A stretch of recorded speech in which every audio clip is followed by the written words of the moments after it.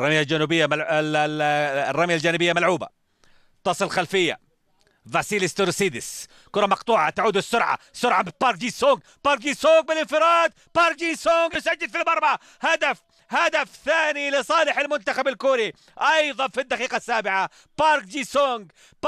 يستغل الخطأ في عمق المنتخب اليوناني وياتي بكرة امامية ويسجل. هذه عادة الكرة من تورسيدس اتمرت عرضية وجاءت للمدافع لوكاس فينترا يقطعها منه بارك جي سونغ ويتقدم ايضا مع المرور من افرام بابادوبولوس وينفرد بمرمى الكسندروس زورفاس. والمجهود الكبير للاعب الخطير، للاعب الافضل على مستوى الكرة الكورية واللاعب اللي يلعب في فريق نادي مانشستر يونايتد الانجليزي، بارك جي سونغ يسجل هدف اول له في المونديال، هدف ثاني للمنتخب الكوري في الدقيقة السابعة ايضا مع فرحة